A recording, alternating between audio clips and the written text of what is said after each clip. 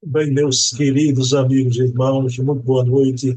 Estamos aqui em mais um programa Leon Denis, o apóstolo do Espiritismo, que acontece todo primeiro sábado, sempre às 20 horas, na companhia de Charles Kemp, presidente da Federação Espírita Francesa. É um programa sobre memória, historiografia, onde a gente repassa aqui a vida e a obra, né, do grande filósofo do Espiritismo, que foi Leon Denis. Mas não há apenas esse programa no nosso canal. Tá? Há os programas semanais, que acontecem toda semana, sempre às 20 horas. No domingo, temos o programa Bezerra de Menezes, o Kardec brasileiro, com o historiador Luciano Klein. Na terça, temos o programa Hermínio C. Miranda, o grande escriba, com Ana Maria Miranda, filha do Hermínio, é um programa sobre Hermínio. Na quarta-feira, o programa Resenha Literária sobre livros, com o pesquisador Silvio Mariano. E na quinta-feira, temos o programa O Metro que Melhor Mediu Kardec, com Dona Heloísa Pires, sobre Herculano, é um programa sobre a vida e a obra de Herculano. E aos sábados, temos os programas mensais, como este aqui, que acontece no primeiro sábado. No segundo sábado, o programa Memórias e Reflexões, com César Perry de Carvalho, ex-presidente da FEB e da UGI. No terceiro sábado, temos o programa Portfólio Fontes Primárias, programa sobre documentos, fontes primárias, textos de Kardec, dos médios, dos espíritos. Vai haver uma mudança que a gente vai anunciar daqui a pouquinho, né? O programa vai continuar no mesmo diapasão, no mesmo nível. Né? E no quarto sábado, temos o programa O Eco da Imprensa Espírita, com Leonardo Marmo Moreira, articulista da revista Reformador e o Consolador. É um programa que repercute tudo que sai na imprensa espírita do Brasil. Então, 8 programas à disposição de vocês. Mas hoje estamos aqui para o nosso programa sobre Leon Denis. Então, vamos elevar o pensamento a Deus, agradecer ao nosso Pai de bondade infinita por mais uma oportunidade de conhecermos a filosofia espírita através daquele que foi o seu maior arauto, Leon Denis, o filósofo do espiritismo. Então, pedindo permissão a Jesus, a quem tudo devemos, iniciamos o nosso programa da noite de hoje. Vamos colocar aqui o meu querido Charles Kemp para conversar conosco. Bem, meus queridos amigos e irmãos, muito boa noite. Estamos aqui, como acontece todo primeiro sábado, o programa Leon Denis, o apóstolo do Espiritismo, com esta figura impoluta, né? O grande querido pesquisador francês, presidente da Federação Espírita Francesa, Charles Kemp. Eu estava com a saudade danada de Charles Kemp, porque não teve programa no mês passado, né? Felizmente, né? Voltamos à ordem natural. Charles Kemp, boa noite. Como é que estão as coisas aí na França? Tudo bom? Boa noite, Bruno. Boa noite, bom dia, boa tarde a todos. Tá tudo bem, graças a Deus. As coisas aqui na França, né? Não sei se vocês viram, né? Tem alguns agricultores aí na rua, né? E não só na França, na Europa toda, na Bélgica, Portugal, até Alemanha. E, bom, a gente entende, né? As reivindicações, né? Que eu pessoalmente acho que realmente, né, as pessoas do mundo agrícola, né, que estão produzindo a nossa comida, né, o que a gente se alimenta, né, deveriam ser considerados um pouco melhor do que são hoje em dia, né? Então, eu acho até essas reivindicações. Eu não concordo com ações violentas nunca, de barrar, assim, autoestrada, pistas e essas ações violentas, não. Agora, que eles merecem realmente melhor consideração, né? Que eles merecem ser um pouco preservados dessas pressões, né, dos grandes redes de supermercado e tudo mais que ficam pressionando os preços, né, dos industriais. Isso definitivamente eu acho, né, porque eles estão na fonte, né? Sem eles, né, dificilmente a gente vai encontrar a comida que a gente necessita, né? Então, né, eles merecem, claro, né, uns condições de trabalho e de salário e tudo mais melhores do que eles têm hoje, definitivamente. Você sabe que aqui no Brasil, né, a mola propulsora é o agro, né? É o agro. É, Mas, uhum. Charles, Kemp, você falou aí na questão, né, difícil. A Alemanha, os movimentos dos agricultores realmente descambou para a violência, né? Mas me É. diga uma coisa, o outro lado da moeda, né? Hoje é o primeiro sábado de fevereiro, né, Charles? Uhum. O mês do carnaval. Me diga uma coisa, né? Os franceses aí, como é, pulam carnaval, Charles? Como é que é a história aí? O carnaval de Nice, que a gente já ouviu É, falar aqui. isso. Tem alguns carnavais assim em cidades, né? O Carnaval de Nice, tem o Carnaval em Mulhouse, aqui perto, tem o Carnaval em Basel, na Suíça também, aqui perto, né? Com desfiles, né? Com carros alegóricos e tudo mais, né? Com música, né? Mas são relativamente poucos, né? Não se faz em todas as cidades, não, né? Depois também tem os bailes, né? Que nem no Brasil tem esses bailes do carnaval, né? E tem também as festinhas da escola, né? Que aí, de vez em quando as crianças, né? Ficam como é que a gente diz? Como é que é a palavra, né? Um vai de fada, o outro vai né? De elefante, né? Fantasia. De fantasia, Fantasia. vão se fantasiando, né? E as pessoas, os pais lá, né, batendo palmas, né? E geralmente é isso, né? Quer dizer, atividades assim à margem das escolas, né? Agora, né, como foi o caso em Recife, Olinda, ou no Rio, né? Ou até em São Paulo, ou em Salvador, né? Isso não tem um equivalente aqui, não. Charles, só para conhecimento de quem entra na live pela primeira vez, já não viu os outros programas, né? Charles sempre morou uma época na década de 80 aqui no Recife.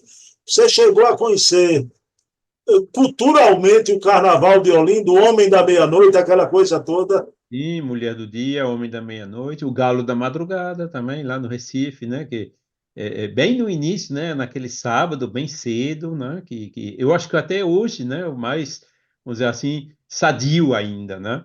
Agora, os outros realmente é muito abuso, né? De bebida, de drogas, até de violência, de coisa assim, né? Já não é como era. Até quando estava lá nos anos 80 já estava começando a ficar um pouco assim, né? Mas a gente era jovem, né? Então ia, né? Mas hoje eu acho que fica um pouco mais difícil, né? Um pouco mais complicado, infelizmente, né? De uma brincadeira se tornou, né? As pessoas realmente, né? Sofrendo, né? Com pressão no ano todo, e aí, válvula de alívio, você solta completamente, né? Passa de um extremo para o outro, né? Que nem um extremo é bom, né? A gente sempre tem que usar, né? De ficar na medida e, né? Brincar sim, mas sem exageros, né? Eu não gosto de carnaval e ainda bem que a minha casa espírita abre todos os dias do carnaval, viu, Charles Kemp, né? Ah, sim. Então, facilita a vida da gente. Mas, Charles Kemp, queria fazer uma pergunta a você, né? Porque numa conversa anterior, num programa para trás, a gente até se referia, né? Como o Nestor Massotti, né? Foi um presidente além do seu tempo, né? Até na França ele ajudou muito as traduções das obras, e dentre as obras traduzidas, a coleção André Luiz foi traduzida para o francês, né, Charles Kemp? Isso, Foi isso. traduzida. Veja bem, a gente aqui no Brasil, a bilheteria, principalmente da primeira semana, é decisiva, não é, Boa, né? Charles Kemp? Uhum. Para o filme se manter, né, nos cinemas, não é? Você vê atores aqui consagrados ou personalidades, uma que você conhece de nome, a Xuxa, aqui no Brasil, o filme dela foi um fracasso de bilheteria, não demorou uma semana, não é? Então, o Espiritismo, através da obra do André Luiz, Nosso Lar e os Mensageiros, né? Então, coloca um filme aí, né, para ser exibido nos cinemas, Charles Kemp, e surge uma saraivada de críticas a respeito do filme, as casas voadoras no plano espiritual, né? Aí eu queria fazer uma pergunta a Charles Kemp, né? Charles, já a revista espírita, Allan Kardec coloca aquelas pinturas de Victório Sardô da Le Maison de Moja, a casa de Moja no plano espiritual e a casa de Palissy, não é? Quer dizer, isso não é original da obra de André Luiz, a gente encontra na obra de Kardec. Como é que você vê essas críticas, às vezes até acaloradas já? Kardec também, a seu tempo, sofreu perseguição, não é, Charles Kemp? Pois é, Bruno, é isso mesmo, né? Tudo que é assim novo, né, que contraria algumas coisas estabelecidas, alguns interesses alheios, né, vai sofrendo esses tipos de críticas e até de ataques, né? O Kardec não escapou, né? O bom de Kardec é que ele nunca entrou em polêmica, né? Ele somente respondia quando tinha objeções sérias, assim, né? A doutrina, né? Mas quando tinha ataques pessoais contra ele, ou coisas assim, sem pé, nem sem argumento, sem pé nem cabeça, ele não respondia. Isso foi a atitude certa. Inclusive aconselhada pelos espíritos, né? Houve, por exemplo, o Auto de Fé de Barcelona, né, que também foi um ataque, né? Todo mundo ficou escandalizado. Como é que pode ser? Né? Os espíritos disseram, não, deixa fazer, deixa fazer. E, na realidade, foi a melhor propaganda que conseguiram fazer os bispos, né, fazendo aquele Auto de Fé, porque foi ali que apareceram depois os Coravida, né? O movimento espírita espanhol se desenvolveu muito, né? Então, eu acho que para o filme é a mesma coisa, né? Esses críticos acabam fazendo mais propaganda para o filme, que no caso é uma coisa boa. Não adianta nem perder tempo em responder, né? E muitas pessoas dizem, mas que são essas casas voadoras? Vamos ver, sim, vamos ver com os nossos olhos, né? Poxa, E essa casa de Mozart, Kardec também sofreu crítica, mas como é que pode, etc, né? Bom, inclusive na época não se sabia, né? Hoje já se sabe melhor, né? Júpiter é um planeta de gás, né? A superfície de Júpiter é hidrogênio, né? Não é terra, não é solo, rocha sólido, não, né? Então, os críticos, né, que fizeram essas críticas, eles não consideraram, né, que, como se fosse no nosso lar também, né, quem mora lá são espíritos, né, ou, em caso de Júpiter, no caso de Júpiter, espíritos encarnados num corpo, né, que é muito menos denso do que o nosso corpo físico, né, porque nós não conseguiríamos, de jeito nenhum, sobreviver em Júpiter, inclusive em nenhum outro planeta do nosso sistema solar, né? Exoplanetas, talvez, né? Estão descobrindo agora, inclusive apontando as antenas, né? Para aqueles que têm, vamos dizer assim, mais potencial, né? Temperatura, pressão, água, né? Próximo da Terra, né? Mas os espíritos, né? Mais evoluídos, como é o caso de Júpiter, eles conseguem muito bem sobreviver ali, né? Eu vi também que o Sol, né, só é 3 ou 4%, né, da intensidade que tem na Terra, né, por causa da distância, né? Mas assim mesmo lá, né, quando a gente escuta o espírito do Palissy, né, respondendo a Kardec, ele diz que eles vivem de outro tipo de energia, né, porque não são materiais como nós, então não precisam dessa luz material, né? Eles conseguem se alimentar com luz espiritual, né? Inclusive com alimentos também espirituais, ou semi-materiais, se vocês preferem, né? Então, nós entendemos isso como espírita, e essas pessoas que criticam mostram que eles não têm nem a mínima noção sobre todas essas coisas do mundo espiritual. Então, pronto, deixa criticar, não adianta nem perder tempo em responder. ô Charles, só mais uma pergunta. Eu fico pensando, às vezes, né? O que esse pessoal acha do plano espiritual? É o vazio, né? Até com respeito a críticas de certa parcela dos espíritas com relação aos animais do plano espiritual, o Charles. E quando Kardec deixa claro, os espíritos deixaram claro na codificação, né, Charles? Pois é, Kardec deixou, os espíritos deixaram muito claro, Kardec também confirmando, né? Os animais têm alma, têm perispírito, né? Estão evoluindo também, né? E por que que o homem seria o único mamífero com perispírito e os outros mamíferos não teriam? Não faz nenhum sentido, entendeu? Inclusive o Gabriel Dolan, no livro, nos livros dele, né? Como o da reencarnação, ou a evolução anímica, ele fala muito nós somos descendentes do macaco mesmo, entendeu? Então, o macaco também tem perispírito, né? E logo, o macaco, quando desencarna, também vai para o mundo espiritual, né? Pode ser que ele reencarna mais rapidamente, né? Isso também os espíritos dizem, né? Mas que tem perispírito, que sobrevive, que tem animais no mundo espiritual, isso tem, com certeza. E em Júpiter também tem, né? De acordo com, por exemplo, o Palissy, né? Que fica falando de Júpiter.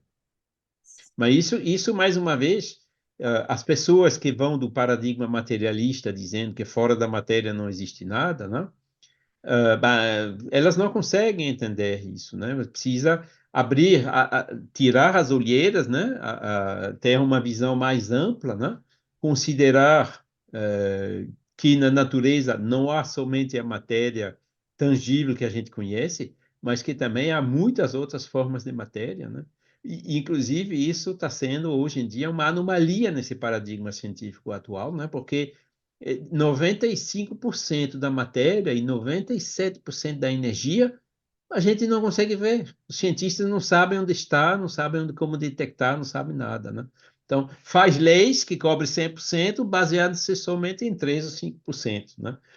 É uma anomalia, né? Logo, logo vão chegar à conclusão que a matéria existe também sob outras formas do que as que a gente conhece. E a partir daí, as reflexões provavelmente vão permitir, né, conhecer melhor essa matéria, inclusive, né, para mim que sou engenheiro, né, ter detectores, né? E tinha os Spiricom, né, para filmar os espíritos, né? Bom, foi muito divulgado, mas nunca vi, né? Se realmente funcionasse, né, se saberia, né? Mas um dia a gente vai chegar a esse tipo de coisa, entendeu? Conhecendo melhor essa semimatéria, as interações entre a semimatéria e a matéria, conseguiremos fazer detectores dessa semimatéria, com certeza. Sabendo que, né, a gente está olhando a tela aí, né, Bruno? Quando a gente se olha na tela, a gente está vendo um detector de perispírito, que é o nosso corpo físico, né? Quem é que está fazendo levantar a mão, falando e tudo? É o espírito. O espírito vai pelo perispírito e age no corpo. Então, essa interação está aqui na frente. A gente, basta se olhar no espelho que a gente vê, né? Agora precisa refletir um pouco melhor e conceptualizar um pouco melhor nessa base, né? A gente sai desse ambiente de rede social, vê esses comentários, né? Quando a gente ouve Charles Kemp, a gente respira, né? Agradecendo porque ainda há bom senso e vida inteligente no movimento espírita, viu? No movimento espírita.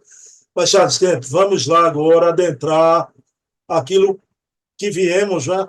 A obra de Denis, a pesquisa biográfica do Gaston Luz. Charles, depois da morte, né? É a obra que o Gaston Luz vai se debruçar na sua pesquisa, né? São das obras que no final eu vou pedir a Charles Kemp para fazer uma análise com outras, quiçá, a mais popular e uma das mais populares divulgadas aqui no Brasil, da coleção de Leon Denis. Mas, Charles Kemp, mês retrasado, programa de novembro que a gente fez, que foi o último, a gente viu o Congresso Internacional de Espiritismo, né? Então, todo Sim. aquele pessoal, né? Estava ali o ocultista Papus. Então, veja bem, foi ali naquele congresso que o pessoal pleiteou e o Leon Denis anunciou no Congresso Internacional que ele iria escrever depois da morte. Foi isso mesmo? Ele diz que ia escrever um livro, né, que contendo como se fosse um resumo da filosofia espírita, entendeu? E ele anunciou, né, já estava com certeza trabalhando, né, escrevendo o livro, né? Ele dizia que seria um volume de 300 páginas, né? Feito num espírito aberto, né, de conciliação com todas as escolas diferentes, né, como Leon Denis sempre foi durante toda a vida dele. Nunca ele disse, não, esse aqui não presta, o outro não presta, como a gente vê hoje, né? Porque tem aí, até dentro do movimento espírita, as várias correntes que ficam se rejeitando.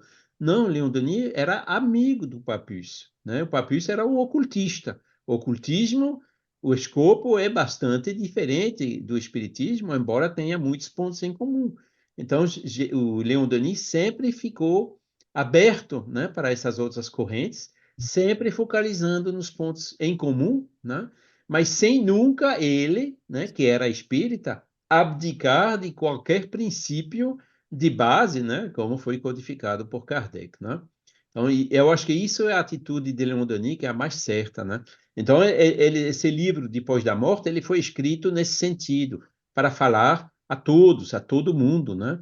Mas conservando na sua base, né, os ensinos fundamentais, né, com esses princípios lógicos, né, esse paradigma tão sólido que foi trazido na codificação, né, com a ajuda dos espíritos, né, por Allan Kardec.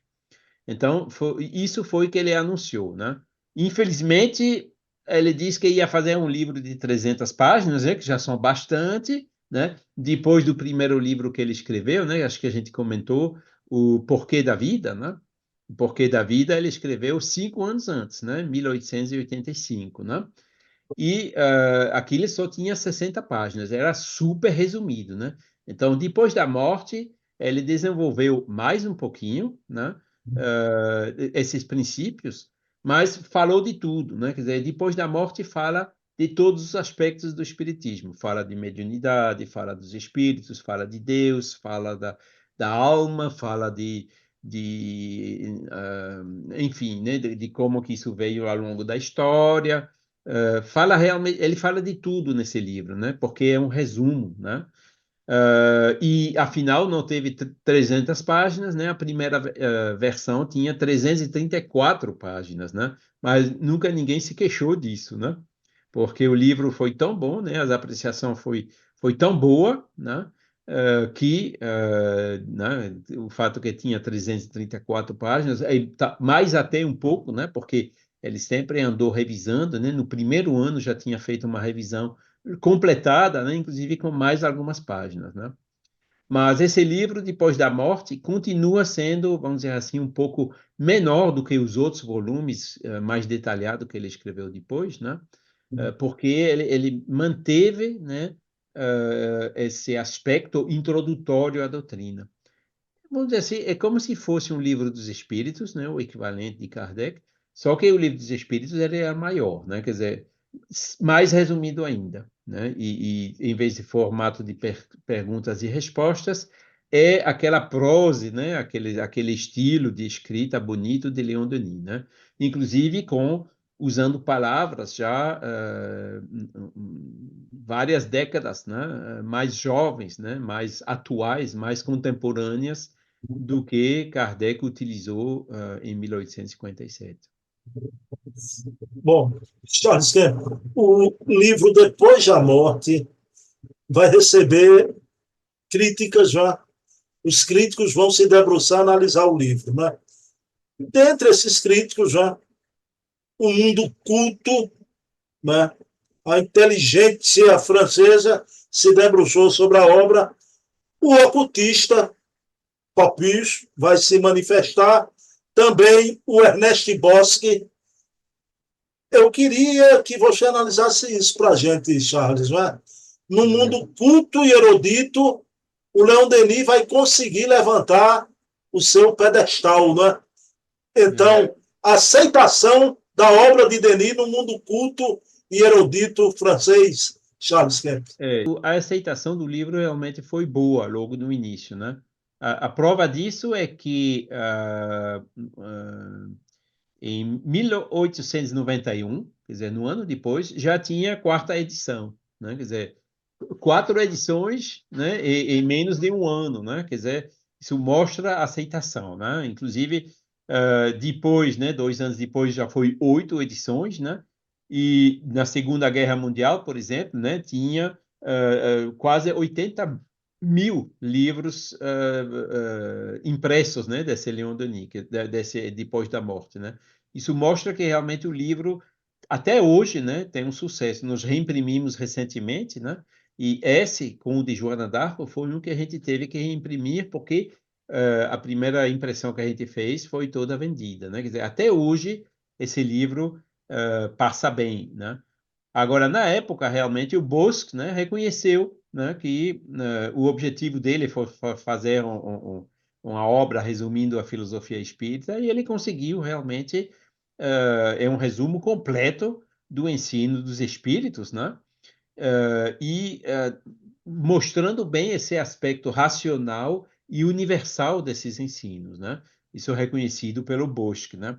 Depois foi o Papus, né, que também olhou o livro e também parabenizou o autor, né, sobre a obra em geral, né? Mas o Papus, bom, Papus era ocultista, né? Então o escopo do ocultismo é o quê? É os ensinos secretos, né, do Egito, do cristianismo, da Grécia, da Índia, tudo mais, né? Ou seja, mas Leon Denis ele resumiu isso na primeira parte do livro, entendeu? Mostrando as origens que esses ensinos sempre existiram, né? É claro que o Papus, né, ele teria feito uma enciclopédia daquele primeira parte, né?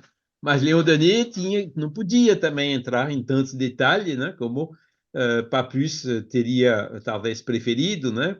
E que o Papus diz que ele ficou um pouco superficial naquela parte, mas a gente entende o porquê, né? Eu mesmo, o que ele escreve ali, para mim é suficiente, né? Mostrando que isso sempre existiu, né? Agora, o ocultismo, por exemplo, a mim pessoalmente, eu respeito esses ensinos antigos, mas eu não, minha opinião é que nós devemos, claro, considerá-los, mas sem dar demasiadamente importância, né? Porque o que chegou até nós desses ensinos antigos, que nem os evangelhos, né? Sofreu muitas interpretações, transcrições, traduções, e provavelmente já não é tão puro como era no início, né? Enquanto que a codificação de Kardec, né, veio revelado pelos espíritos, foi a mesma coisa, sendo que de primeira mão, né, atualizado no entendimento das pessoas da metade do século XIX, né? E que já veio incluindo todos esses ensinos anteriores, né? Então, bom, com todo respeito pelo ocultismo, né? Eu prefiro partir dessa base, né? Que já foi refeita com o trabalho dos espíritos e construir a partir disso, né? Construir por quê? Porque o espiritismo, né? Kardec nunca disse que tinha codificado tudo. Inclusive o Leon Denis, nesse livro, né? Ele não fica somente na codificação, ele fala de crux, de ectoplasma, de materializações, de todos esses assuntos, né? Que ainda não existiam do tempo de Kardec, né? E que vieram depois, né? Então ele foi integrando, né?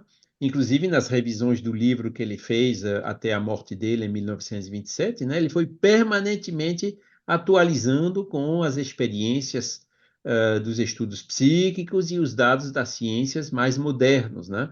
Que não existiam com relação à época de Kardec, né? Então, houve a maioria das críticas realmente foram positivas, né? Tanto das elites como também da aceitação do público, né? Porque outra característica de Leon Denis é que ele escreveu numa linguagem simples e acessível. Deixa eu já te fazer essa pergunta, porque o guia espiritual do Leon Denis, o Eduardo Perrini, né? Ele diz que Leon Denis, ao mesmo tempo que atendeu ao mundo culto, né? Ele amenizou a sua escrita, né? Para as massas, né? Então, você ia entrar nisso agora, né? É impressionante porque ele atende a demanda do mundo erudito, mas, ao mesmo tempo, a escrita de Leon Denis, amenizada, atinge o povo, né? Exatamente, né? Quer dizer, o conteúdo é firme, mas a forma não é elitista, não. A forma é acessível, né?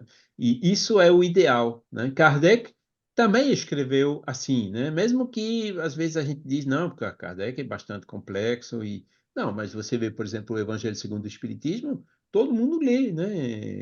Não precisa ter assim aquela formação universitária para poder entender o que tem ali, né?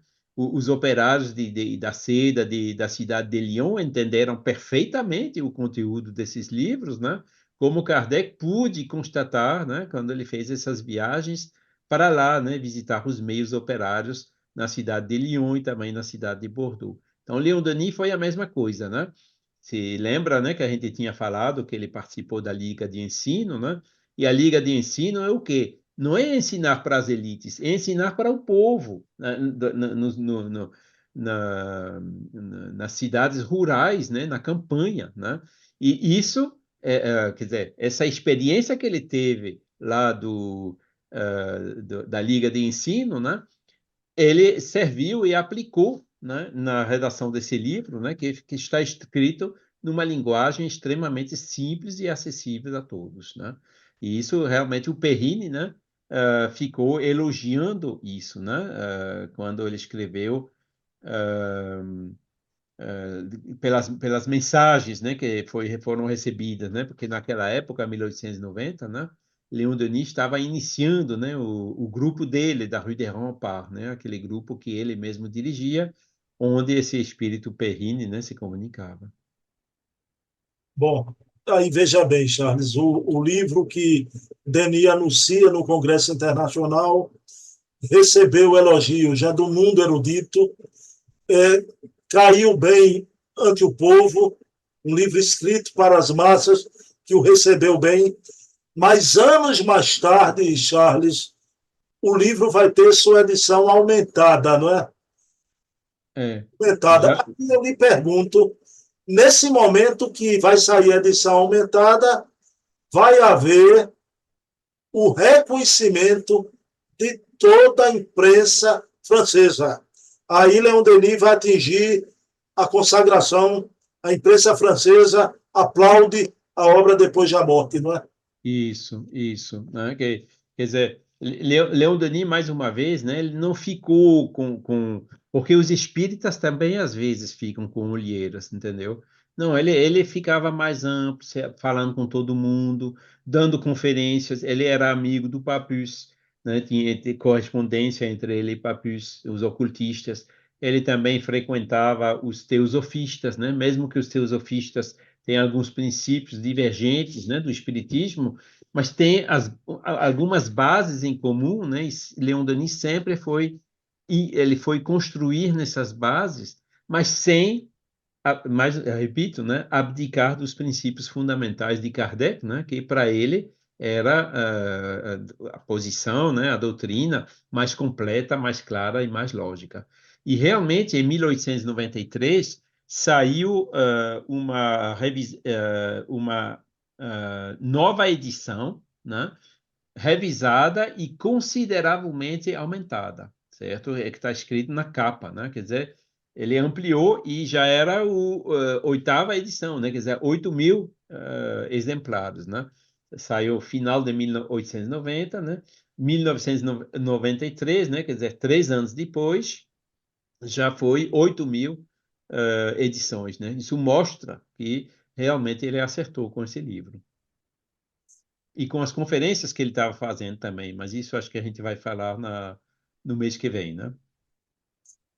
Bom, mas Charles, você sabe, tem conhecimento, né, com certeza, um dos espíritas mais respeitados no Brasil em vida, e hoje um dos espíritos desencarnados mais respeitados, né, é o querido Eurípides Bassanufo, que fundou o Colégio Allan Kardec, né?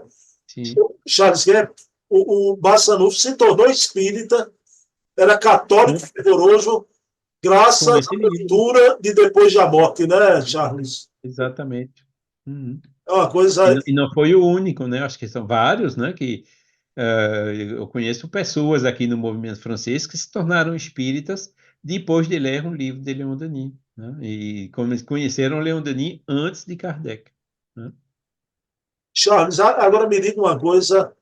Eu vou pedir para daqui a pouco para você fazer uma síntese de Depois da Morte com outras obras, né? Mas me Uhum. diga uma coisa, você estava se referindo aí, quer dizer que até os dias de hoje, né, então na nossa contemporaneidade, a obra Depois da Morte tem uma aceitação aí no público espírita francês, Charles Kemp. Tem, sim, tem claramente, né? Nós imprimimos, né? Tem duas editoras que estão reimprimindo, né? Uma que tinha editado, mas que parou de editar, né? mas tem duas, né? A do movimento francófono, né? Que chama Associação Allan Kardec, e tem a editora Filmão, né? Quer dizer, duas editoras editando esse livro, e nós já estamos, né? Lançamos, eu acho que foi no ano 2020, e agora já é segunda edição, né? Quer dizer, sai, né? Esse livro continua tendo, acho que o título propriamente dito já é chamativo, né? É Depois da Morte. Isso interessa a qualquer espiritualista, né? Não é um título assim que restringe ao espiritismo, entendeu? É um título que já chama, né, para um escopo de público mais largo, né? Agora, uma coisa interessante nesse livro, né, é a dedicácia que ele fez logo no início, né? Se puder, eu gostaria de ler, né? Porque é muito bonito, né? Que ele diz, ele escreve assim, logo no início do livro: aos nobres e grandes espíritos que me revelaram o mistério augusto do destino, a lei do progresso na imortalidade, cujos ensinamentos reforçaram em mim o sentimento da justiça, o amor à sabedoria, o culto do dever, né? Cujas vozes dissiparam minhas dúvidas, apaziguaram minhas inquietações, as almas generosas que me sustentaram na luta, consolaram na prova, que elevaram meu pensamento até as alturas luminosas, onde reside a verdade, dedico estas páginas. Né? Quer dizer, é absolutamente lindo, né? E mais uma vez você vê, ele fala aos nobres e grandes espíritos, mas qualquer espiritualista que lê isso aceita, entendeu? Não é também é uma mensagem assim profunda, né? Mostrando as dúvidas, inquietações nas provas, as lutas, como que esses espíritos podem nos ajudar nisso, né? E isso tudo, né? Como se o chamamento que ele faz, né? Do conteúdo das obras. E realmente, né, o Eurípides Barçanufo, tipicamente, né, quando ele leu esse livro, ele encontrou nesse livro respostas que, né, apesar de ele ter aprofundado o catolicismo, né, continuava com essas dúvidas. E aí, de repente, essas dúvidas foram resolvidas de maneira clara, e lógica, né? E isso também é, vamos dizer assim, um ponto forte desse livro. Charles, sempre, você, quando se referiu ao Congresso Internacional, você fez menção que já havia a obra O Porquê da Vida, né? Mas sobre a temática de Depois da Morte, você citou que já havia o Porquê da Vida, a gente tem o Grande Enigma, o Além e a Sobrevivência do Ser. Mas, Charles, você falando o livro, da aceitação do livro aí na França, Depois da Morte, aqui no Brasil, Charles, as três obras de maior aceitação, mais populares de Denis, junto com Depois da Morte, a gente tem No Invisível e O Problema do Ser, do Destino e da Dor. No Invisível e O Problema do Ser, do Destino e da Dor. E- Tá? Uhum. Eu queria que você, são as três obras, né, mais vendidas aqui no Brasil, e você trouxesse para a gente um paralelo, uma análise. O Depois da Morte seria uma obra mais de síntese, Charles. Eu queria que você falasse um pouco sobre No Invisível e O Problema do Ser, do Destino e da Dor. Certo. Depois da Morte foi uma obra que dá o resumo completo de todos os aspectos da doutrina espírita, né? Então ele fala de tudo, mas sem aprofundar demasiadamente, né? Para que isso coubesse naquelas 300 páginas, né? Depois acabaram se tornando 400, né? Mas depois, as outras obras que ele escreveu, ele realmente entrou mais em detalhe, né, sobre alguns dos aspectos, né, que ele apresentou de maneira resumida no primeiro livro, Depois da Morte, né? No Invisível, por exemplo, tipicamente, né, é o equivalente do livro dos Médiuns de Leon Denis, né? Ali ele realmente aprofunda muito todos os aspectos da mediunidade, né? Que nem Kardec fez, né? No Livro dos Espíritos, ele fala um pouco de mediunidade, Mas, depois, no Livro dos Médiuns, é que tem um tratado completo sobre isso, né? E Leon Denis procedeu exatamente da mesma maneira, né? Fez um livro generalista no início e depois entrou nesses detalhes, né? E o problema do ser, do destino e da dor é a mesma coisa, né? Quem somos, né? A mente, o que é a consciência, né? Ele fala de todos esses aspectos da consciência que ainda eram pouco conhecidos na época de Kardec, né? Por exemplo, que a gente chama hoje, que eles chamam hoje de transtorno de personalidade múltiplas, né? Quer dizer, mostrando, né, que a mente é muito mais complexa do que a gente pensa, né? Quer dizer, que torna mais inviável ainda, né? O paradigma, né, que a mente é o produto do cérebro, né? Como é que uma coisa material como o cérebro conseguiria fazer uma coisa tão complexa, né? Enquanto que, como ele explica, né, nesse livro do Problema do Ser e do Destino, né, bem, essas personalidades, as memórias das existências passadas, etc., né, que tudo isso fica gravado no nosso perispírito, né?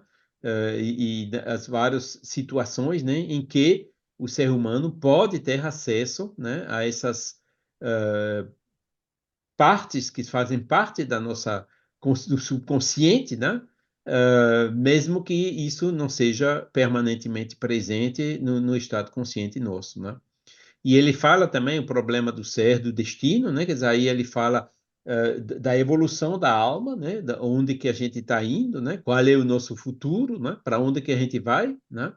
O problema do ser é que somos, né? O do destino é para onde vamos, né? E da dor, né? Que a dor eu acho que ali realmente, né, o Leon Denis aprofundou muito, tratou esse assunto da dor, que é muito difícil. Se tem uma pessoa sofrendo na sua frente, o que você vai dizer a ela para consolá-la? Entendeu? E Leon Denis ele entrou nessa questão difícil, né, e realmente encontrou meios e argumentos e maneiras de falar e de explicar, de fazer compreender, né, por que a gente tem que passar por esses momentos mais difíceis e como que esses momentos mais difíceis são úteis para a nossa evolução, né? E ele mostra claramente também, né, quando tudo vai bem, ninguém faz esforço. Agora, quando os problemas, as dificuldades começam, aí sim, aí isso é um estimulante, né, para a gente fazer esforços para poder compreender, prevenir, resolver, né, as situações difíceis e assim a gente aprende e evolui muito mais, né? Quer dizer, mostrando esses aspectos positivos, né, dentro dessa dor, né? Porque isso pelo menos ajuda, né, as pessoas que estão sofrendo a adquirir um pouco de resignação, né, porque entendem por que estão sofrendo, entendem também que esse sofrimento vai ter um fim, né, uma vez que os objetivos deles estão atingidos, né, e que depois disso chegarão momentos mais felizes, né, dando assim uma visão mais positiva. E esse é o grande desafio, né, que Leon Denis também levantou nesse livro, O Problema do Destino e da Dor. Mas não foi, quer dizer, por exemplo, depois da morte, na segunda parte, ele fala de Deus, né? E a questão de Deus ele desenvolveu no grande enigma, né? Que fala só sobre Deus, né? Como que a gente reconhece Deus pelas suas obras, etc., né? Quer dizer, ele procedeu dessa maneira, né? Que nem Kardec, né? A obra generalista no início, né? E depois obras que entram mais, aprofundam mais os diferentes aspectos dessa doutrina. Bom, Charles, Tempo, uma última pergunta para você. Semana passada, eu entrevistei o articulista Leonardo Marco. Ele desenvolveu um raciocínio que eu concordo completamente, não é? Ele disse o seguinte, Charles, Tempo, que às vezes a pessoa quer ser fundamentalista e diz só aceita o que está na obra de Kardec. Pessoal, Kardec é o nosso início da doutrina, é a base, é a nossa caminhada toda na doutrina, é com Kardec. E até espírito desencarnado a gente vai continuar estudando Kardec. Né? Mas o Leonardo Marmo aponta, Charles Kemp, que muito desse fundamentalismo de só aceitar o que está em Kardec é por preguiça. preguiça de ler os clássicos do Espiritismo. Aí, na sua presença, a minha pergunta vai ser óbvia, por estar na presença do francês, já. Charles Kemp, que benefícios um espírita pode aurir lendo os clássicos do Espiritismo de Gabriel Delane, Leon Denis, Camille Flammarion, junto com a obra de Kardec sempre, não é? Que Chico benefício Xavier, né? vamos aurir na leitura desses grandes clássicos franceses? Kardec escreveu a base, né? Ele jogou realmente a base, né? Com a ajuda dos espíritos, só que são aquelas 5 obras fundamentais, né? Mais a Revista Espírita, mais algumas obras complementares. Ele fez isso em 13 anos, né? De 1857 até 1869, quando ele regressou, missão cumprida, né? Para a pátria espiritual, né? Agora, por exemplo, na época de Kardec, a palavra ectoplasma não existia, a palavra ideoplastia não existia, né? Não tinham ainda. Ele fala do home com as aparições das mãos e coisa assim, né? Mas Kardec não tinha. Ele sabia que era possível, né? Mas ele não tinha presenciado, né? Materializações completas, entendeu? A ciência evoluiu, né? Os conceitos científicos, né? Os modelos evoluíram desde Kardec, né? O que se ensina hoje nas escolas e nas universidades é bem mais avançados em termos científicos do que era na época de Kardec. Então, esses pioneiros que foram Leon Denis, Gabriel Delane e Camille Flammarion, né, eles foram realmente acompanhando esse progresso dos conhecimentos em gerais, inclusive científicos, né, mostrando como tudo isso ainda continua confirmando ou de uma certa maneira também completando essa base que Kardec deixou. Porque o próprio Kardec, né, no primeiro capítulo do último livro que ele escreveu, a Gênese, né, que chama, intitulado Caracteres da Revelação Espírita, né, o caráter da revelação espírita, ele diz claramente que o espiritismo não está gravado na mármore, não é alguma coisa que não vai mudar, né? Que, ao contrário, o espiritismo ele é progressivo, né? Se um dia a ciência estabelecer, né, alguns princípios ou fizer algumas descobertas, né, que são universalmente aceitas e que modificariam um dos pontos da doutrina, a doutrina modificaria esse ponto, né? A doutrina ia evoluir junto com o conhecimento. Jesus já tinha dito isso, né? Ele disse, isso vem do, por exemplo, do ocultismo, né? A vocês eu posso dizer isso, mas o povo lá fora não posso dizer, porque eles não vão entender. Os espíritos na época de Kardec foi a mesma coisa, deram aquilo que as pessoas puderam entender há 160 anos atrás. Mas hoje, né, os conhecimentos, né? Einstein passou por aí, Freud, um monte de coisas, né? A mecânica quântica, houve tantos progressos, né, na astronomia, o James Webb agora, né? E o espiritismo não pode ficar 160 anos atrás, ele tem que acompanhar todos esses desenvolvimentos. As EQMs, por exemplo, né, que o Moody trouxe, né? Já tinha alguma coisinha lá, né? Mas hoje se desenvolveu muito. Então, são coisas que o espiritismo realmente tem que encarar, mostrando como que essa base, né, que a gente tem explica essas coisas. Eu acho que hoje a gente está entrando num período um pouco mais complexo, né? Porque hoje alguns cientistas, vamos dizer assim, né, os mais avançados, aqueles que avançam mais, né, eles vêm com algumas teorias que de cara assim preocupam um pouco, né? Por exemplo, que tem multiverso, né? Vários universos paralelos, né? Será? Bom, é uma hipótese. Nunca ninguém conseguiu comprovar isso, né? Mas é uma hipótese. O espiritismo não pode simplesmente dizer, não, isso é loucura, isso não existe. Não, tem que olhar e examinar por que que eles estão dizendo isso. Será que a gente encontra algum respaldo? Ou até perguntar aos espíritos o que que eles acham disso, entendeu? O espiritismo ele tem que avançar, né? O André Luiz, né, que veio falando de Nosso Lar, né? Você falou no início do filme, né? Existe casa lá ou não existe, né? Eu devo confessar que a primeira vez que eu li Nosso Lar, eu disse, não, mas isso é ficção, né? Coisa de filme, de Avatar, né? Sei lá. Mas depois você lê com cuidado, por exemplo, o livro dos médiuns, né? Existe um capítulo lá que chama Laboratório do Mundo Espiritual, né? Aí ele diz, ó, o espírito veio, ele estava com aquela máquina com tabaco para fazer o cigarro, né? Como é que o espírito ele consegue ter objetos assim? Ele forma pelo pensamento. Quer dizer, a palavra ideoplastia não existia. E essa caixinha de tabaco tem realidade para o espírito? Tem realidade que nem uma material tem realidade para vocês aqui na Terra. Quer dizer, Kardec ele já tinha essas noções iniciais, né, que depois vieram confirmadas, né, nesse livro Nosso Lar, por exemplo.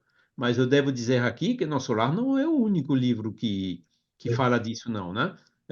Chico escreveu, parece que foi publicado logo antes da Segunda Guerra Mundial, né? Em 1938, 39 por aí, né? Se eu me lembro bem, ou 40 talvez.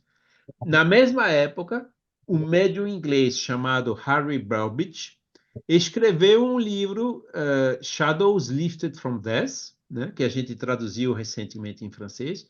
E o que ele está descrevendo ali? Exatamente a mesma coisa, cidade espiritual. Um não pode ter copiado do outro, porque escreveram ao mesmo tempo, um na Inglaterra, outro no Brasil, entendeu? Daí vem essa universalidade do ensino dos espíritos, né? Ou seja, tudo indica hoje que essas cidades espirituais é uma realidade, entendeu? E a gente consegue conceber, né, pela ideoplastia, o mundo espiritual. Essa casa de Júpiter, de Mozart lá em Júpiter, também não é uma casa material, é uma casa semimaterial, idealizada pelo pensamento de Mozart ou de outros lá que ajudaram a fazer essa casa, né? Então, isso e Nosso Lar, você vê, logo a gente faz o elo e diz, não há nada incompatível. Estou lendo agora um livro em inglês, de uma espiritualista. E ela fala também coisas interessantes. Por exemplo, ela pergunta ao espírito: você, com seu corpo espiritual, você tem coração do seu perispírito? E o espírito responde: sim, tem. Quer dizer, você vê que tem um monte de coisa assim, né? Informações que vêm de diversas fontes, né? Sem nenhum poder copiar no outro, que acabam, de uma certa maneira, a dizer exatamente a mesma coisa, com pequenas variantes, né? Mas aí é justamente nosso trabalho de análise, né? Para ver quais são realmente os princípios e os pontos em comum e de continuar as investigações. Charles Kemp, que prazer lhe ouvi-lo, né? Sua lucidez, seu encadeamento que você faz analisando uma coisa e outra, junto com os clássicos franceses, Charles. Eu coloco também, é o italiano, o Ernesto Bojano, junto com Flammarion, Denis e Delany. O Bozano entra aí nessa turma também no mesmo nível, né? Deixa eu acrescentar alguma coisinha, né? Por exemplo, até hoje, nenhum dos pontos fundamentais estabelecido por Kardec foi demonstrado como sendo falso. Eu falo dos pontos fundamentais. Ninguém provou que o espírito não existe, que ele não se reencarna, que a mediunidade não existe, quer dizer, que não existe lei de evolução, quer dizer, todos esses princípios que Kardec codificou, né, hoje continuam válidos, né? Tem alguns detalhes que, por exemplo, Delane, né, corrigiu de Kardec, né? Kardec, ele diz, acho que no livro dos médiuns, falando de psicografia, né, que o espírito, né, ele atua na mão do médium para escrever diretamente, né, sem precisar de cestas ou de outros instrumentos, né? E Delane, né, já com os progressos da ciência da neurologia, por exemplo, ele diz, eu acho que não é bem assim. Eu acho que o espírito ele atua nos centros motores dentro do cérebro que depois vão fazer que o médium escreva. Você está vendo a diferença? Kardec dizia que o espírito atua diretamente na mão, e Delane dizia não, ele atua no centro motor do cérebro, né, que depois vai acionar a mão. Quer dizer, são os detalhes assim, né, que graças ao avanço da neurologia, né, que não era esses princípios não eram bem conhecidos ainda na época de Kardec, né, já permitiam, né, algumas décadas depois, fazer alguns pequenos ajustes. Agora, tudo sob detalhes, pontos secundários, né? Pontos fundamentais, nenhum mudou. Agora, quando eu disse antes, né, que hoje a ciência mainstream falei de multiverso, a noção do tempo também está sendo quebrada, né? Nós estamos acostumados a essa noção do tempo numa linha, né? Tem o passado, o presente e o futuro, né? Um eixo, né? O eixo T, né? Do tempo. E hoje alguns cientistas eles colocam isso em questão, né? Essa linearidade do tempo não é universal. E veja bem, os espíritos também estão dizendo isso. É o tempo de vocês. Nosso tempo aqui no mundo espiritual é diferente. Quer dizer, eles já abriram um pouco a porta para isso. E a ciência hoje é que está devagarinho chegando a isso, né? A essa não linearidade do tempo, né? Eu, por exemplo, que induzem outros efeitos, tipo retrocausalidade. Quer dizer, o futuro pode atuar no presente, né? E tudo isso a gente consegue paralelos, né, explicar, por exemplo, com a mecânica quântica, né? Que para chegar de um ponto para o outro há vários caminhos possíveis, né? E na hora H, um é selecionado e, né, que a gente chama o effondrement quântico, como é que a gente diz isso? O colapso quântico, né? Que a gente usa na mecânica quântica, né? Quer dizer, é meio paradoxal, mas isso mostra, né, que vai ter muita reflexão ainda necessária, né, para as coisas não. Isso o Flammarion sempre disse, A né? coisa progressiva, né? Isso. Kardec apresentou um modelo de acordo com os conhecimentos da época, né? Mas pode ser que agora, com o progresso, não seja mais tão simples como era na época de Kardec, entendeu? E por isso que, sem denigrar, sem desviar, né? Sem motivo forte, né? Da base que Kardec deixou, temos que ficar de mente aberta. Porque, por exemplo, tem pessoas que dizem, oxe, esse negócio de retrocausalidade, isso não existe, a causa sempre precede o efeito. Não, a gente vamos retirar essas olheiras e sem também aceitar qualquer coisa, né? Acho que as duas coisas que estão erradas é aquele que crê tudo sem exame, né? E aquele que nega tudo sem exame também. Isso são duas atitudes equivocadas. A atitude certa é entre as duas, né? Achar o justo equilíbrio entre esses dois extremos. Citando Herculano Pires, o caminho do meio é o melhor, E né? Herculano Pires também foi grande, né, nesse tipo de considerações. Bom, meu amigo Charles, sempre, infelizmente, essa nossa conversa continua no plano espiritual, quando durante o sono a gente sair do corpo, Isso. viu? Vamos É. continuar conversando. Charles, sempre, como eu faço sempre, né? Gratidão, né? Uma noite maravilhosa. A prece final contigo. Ok, e vamos então, né, também deixar a mensagem. Quem não leu ainda Depois da Morte, por favor, leiam, que realmente vale a pena. É um livro que faz muito bem, né? E vamos então, depois de todas essas considerações sobre esse lindo livro de Leon Denis, Depois da Morte, elevar os nossos pensamentos para Deus, nosso Pai, para todos esses espíritos de luz que eles nos envia para nos amparar, para nos indicar o caminho, para nos trazer esses elementos que nos permitem, né, vencer as dificuldades do cotidiano. Leon Denis é um deles, né, que é o homenageado de hoje dessas emissões a cada primeiro sábado do mês. Agradecendo imensamente por essa oportunidade de estarmos juntos, de refletirmos a essas questões, de detectar esses ensinos, né, essas leis naturais.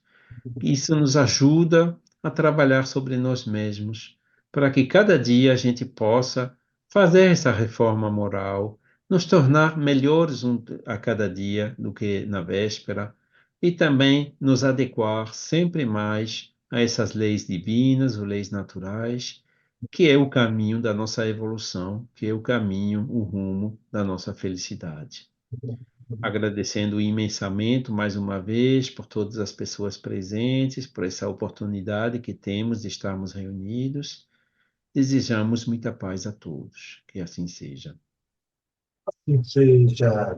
Bom, pessoal, primeiro sábado de março, encontro marcado aqui, Leon Denis, o apóstolo do Espiritismo, comigo, com Charles Kemp. Quero dedicar esse programa à minha mãe, que habita alguma cidade no mundo espiritual, né? Se Bom, Deus permitir eu encontrar você no plano espiritual, quem sabe, né? Um por que não? abraço. Bom, a gente tem 4 horas de diferença, né? Mas assim mesmo tem um período que a gente está junto lá, né? Vai passar um pouquinho ainda, a gente pega o limite aí, o interseção, né? O caminho do meio, né? Do fuso. Exatamente. Um abraço, Exato. Charles. Mas Outro, tudo de bom. Muita paz a todos.